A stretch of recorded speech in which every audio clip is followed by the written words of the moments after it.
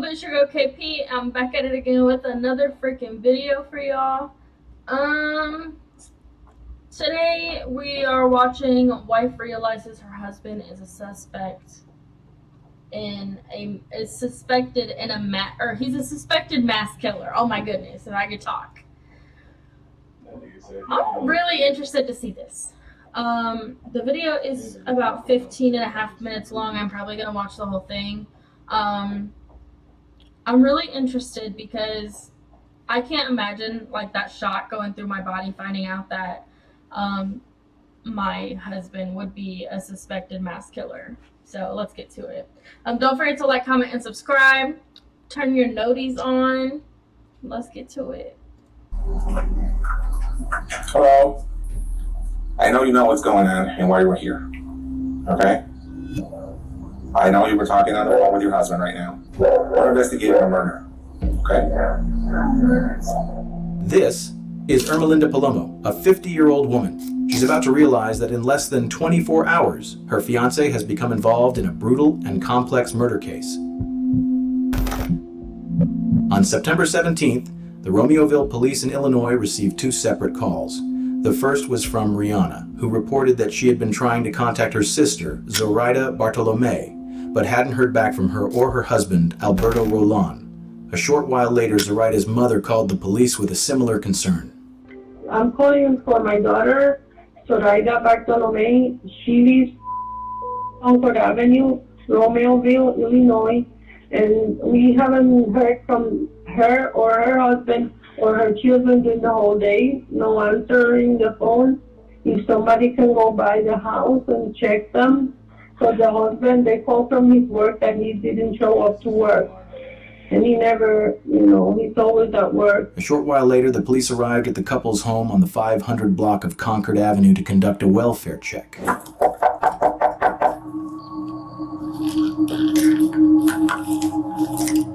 No one answered the door, and there were no signs of movement inside the house. Hey, I got a TV knocked over and a coffee table knocked over. Nothing in this room. Compton local lights are off. It's 9 o'clock on a Sunday. And no, there's lights on in the back room. You can see it through that. Go in the backyard. When the officers entered the backyard and decided to go in through the porch, they found something they weren't prepared for. Yeah. This one's open. Oh God. Hold this. You with me. You guys hold the front, okay? From position of cover, please. I don't know if anybody's in there or not. They found a dead body. They found a dead body. You got another door right here.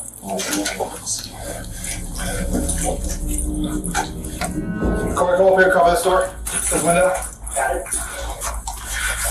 Fuck, this lights is dead, god damn it.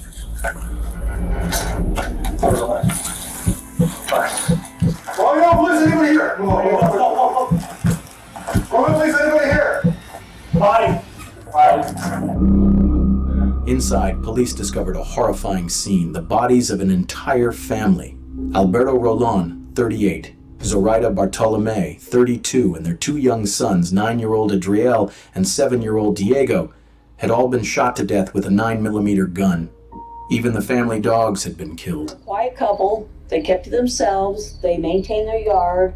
I never saw their kids out front. I only heard them in the back. The police investigation began immediately. This couple had no criminal history, no financial or work-related issues, and had just bought this home in April of the same year to start a new life. Zoraida worked for an engineering company in Glendale Heights, while her husband was employed at a local liquor distribution company. Investigation leads police to believe this happened between 9 p.m. on Saturday and 5 a.m. on Sunday morning. Investigators found shell casings from a 9mm pistol, overturned furniture, and abandoned spray-painted profanity, an attempt to stage the crime as random. Alberto, awake during the attack, was shot in the hallway while trying to reach his family. The intruder gunned him down before killing Zoraida and their sons as they slept. With no murder weapon in the house, it was clear this was a targeted attack, not a murder. That's horrible.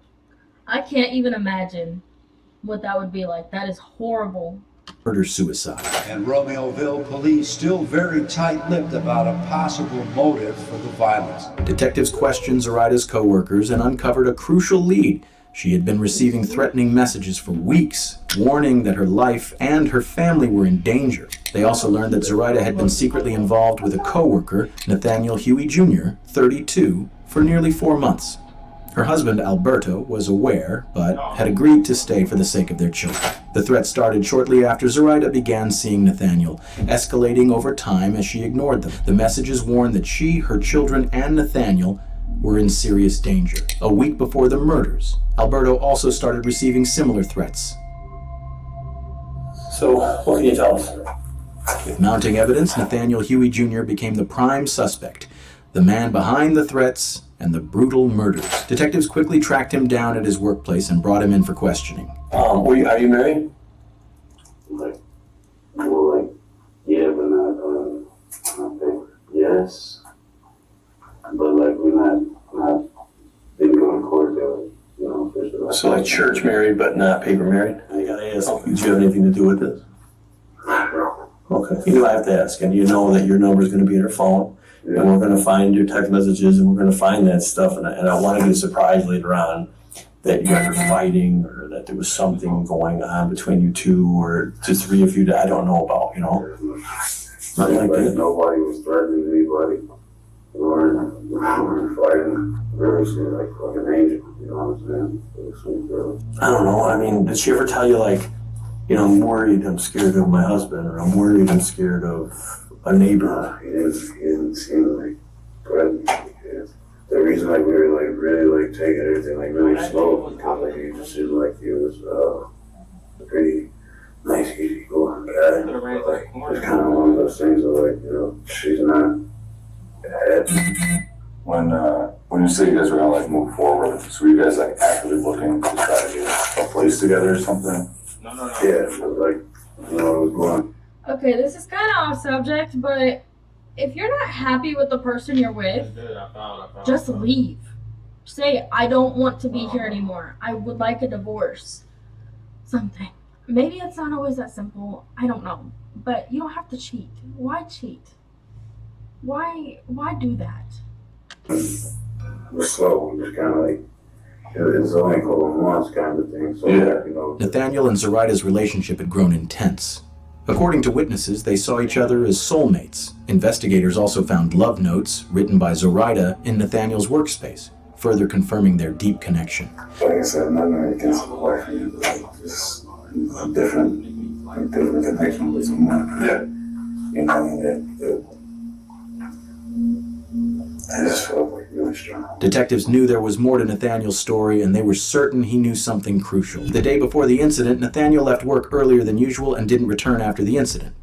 Nathaniel's stepdaughter described him as paranoid, saying this behavior had only intensified in the weeks leading up to the murders. He often claimed that specific people or organizations were following him, and even went as far as protecting his digital devices from being monitored. Another suspicious detail was Nathaniel's business, and he owned a registered security services company that gave him access to various security equipment. Later that afternoon, on September 18th, after speaking with Nathaniel, the police headed to the Opon house.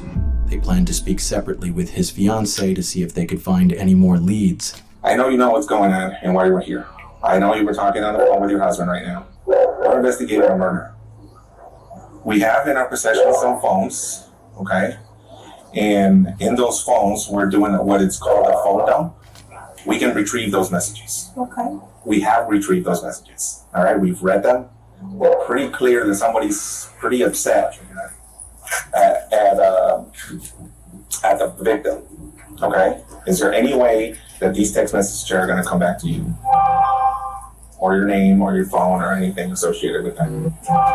Okay. Why are you scared of him? Oh, I'm not scared. Why? Okay. Why are you scared right now? Because when I called him, because I was scared, I didn't know where he was. Okay. He said, someone's following me. Okay. So I called. And then I heard him say, why are you following me? Do you want to search the car? And then someone said to him, there are messages from you, and it's because her husband found out you were having an affair. And I didn't know that. You didn't know what? That he was having an affair. Okay. When did you find that out, right now? No. Okay. When's the last time that he had an affair? So I know this is not the first time. No, it's not. Okay. When's the last time you knew you had an affair? When we first started dating. 2015? From 15 to maybe 17. What about a man by the name of Alberto Rolon? Have I ever heard of a man? Yeah. No. So when we asked your husband if he knew this person, Zoraida, he said, I've never heard that name. Why would he be lying to us? I don't know. I don't know. Should I believe him? I don't know. What I would like to ask you is, on either Friday or Saturday night, did he go out with his friends? No. Did he work? Friday night, no. He was with me. Saturday night. No. Ermelinda claims that Nathaniel was at home on Friday and Saturday night and couldn't have left the house. She says her daughters are witnesses to this and can confirm it. What we're asking for is consent to get the text messages off your phone between. Is he the murderer? I guess that's what I'm trying to figure out. Excuse me. If he's the murderer, or if he's just a suspect in it, or what's going on. You want her to Snapchat or whatever it is between you, so we have both sides of it. Try to eliminate you as a suspect, but You can get it on the computer. no, we have to take the phone, we plug it in, we take it out, and we give your phone back. Oh man, I have anything in there. The most important evidence the police... Why is he fighting it? Why is he fighting against it? These currently have are the text messages. These could provide crucial information once the sender and the full story are revealed. The police asked Nathaniel for permission to search his phone and to collect a DNA sample.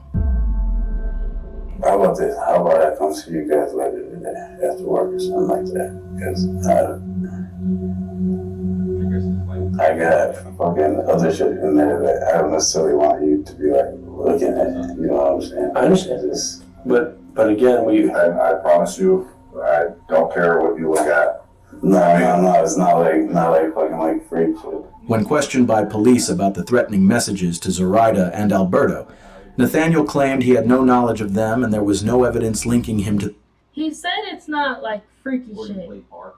So what is it? What is it? the messages. I don't mean any disrespect, I promise you that. I'm just saying, I think it's just better if, at this point, not speak to him. This is insane. It's crazy. Yeah, I get you. No, I get you. However, he had another story to tell. He explained that he too had been receiving similar threatening messages for a long time from unknown individuals who were constantly following and threatening him. Nathaniel claimed the messages were from a Bulgarian mafia group who allegedly monitored his every move, even his phone, and knew every detail of his life. As the investigation continued and messages on his phone were examined, to the surprise of the detectives, everything Nathaniel said seemed to be true. This became the most puzzling moment of the case for the detectives. Was there truly a dangerous gang behind all of this? Or had Nathaniel cleverly fabricated the evidence to cover his tracks and avoid getting caught? Identifying her as 50-year-old Ermelinda Palomo. Palomo was named as a person of interest, together with her fiancé, the suspect, traveling down to Oklahoma just days before 4 bodies were found in a Romeoville home. Security footage revealed a shocking detail. Both Nathaniel and Ermelinda had stopped outside the victim's home. Nathaniel exited the car briefly before getting back in, this time in the passenger seat. Ermelinda had been driving the entire time. The next day, Nathaniel and Ermelinda fled the city without notifying the police. Before leaving, Ermelinda sent a message to her family confessing that she was terrified of Nathaniel but felt she had no choice but to go with him. She pleaded with them to take care of her children. Alarmed by her message, her family quickly reported her as a missing and endangered person. Soon, their photos and the news of their disappearance spread across the media. On September 20th, nearly 600 miles from home, police tracked Nathaniel's SUV using his phone and a license plate reader. They were spotted at a Walmart in Catoosa, Oklahoma. casually shopping for toiletries and leaving the store with smiles. Local authorities were alerted immediately and rushed to the scene. When officers attempted to stop Nathaniel's SUV, he and Ermelinda quickly got in and fled. A high-speed chase ensued, ending when their vehicle crashed into another car and then a concrete median. The SUV caught fire, and gunshots rang out. Ermelinda, wounded, managed to crawl out of the passenger seat and was rushed to the hospital. Inside the car, police found Nathaniel dead. He had shot himself. Despite being taken to the hospital alive, Ermelinda didn't survive. He shot himself.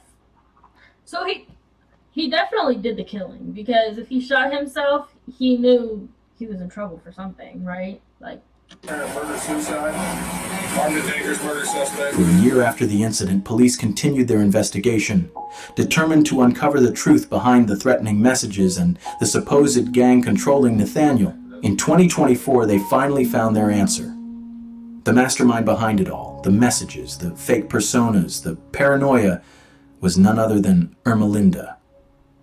Since 2021, she had been creating fake online accounts, posing as hackers, hitmen, and gang members, all feeding Nathaniel a carefully crafted illusion. She manipulated him into believing he was under constant surveillance and had no choice but to obey. She even installed tracking apps on his phone to reinforce the lie, occasionally using Bulgarian words and dark web references to make it seem real. In the week leading up to the murder, she sent multiple threats to Zoraida and Alberto, hoping to scare them away. But when that failed, she convinced Nathaniel that Zoraida was a mole and would kill him first if he didn't act. Through one of her fake accounts, she helped Nathaniel plan the murder, guiding him on avoiding cameras and staging the crime as a robbery. Nathaniel thought he was taking orders from a dangerous cartel. He never realized that the entire time... the wife? That's insane. That is so sad to have somebody, like, sit there and act as somebody you're truly, like, scared of something happening to you the whole time you're, like, sleeping next to that person. He was only talking to Ermelinda. And in the end, police believe he died never knowing the truth. There are messages from you, and it's because her husband found out you were having an affair. That's crazy. That is so crazy. I know I didn't talk much during this. I was trying to really understand what was going on. There's some crazy people in this world. For sure. But I hope you'll like this video. Like I said in the beginning, don't forget to like, comment, and subscribe.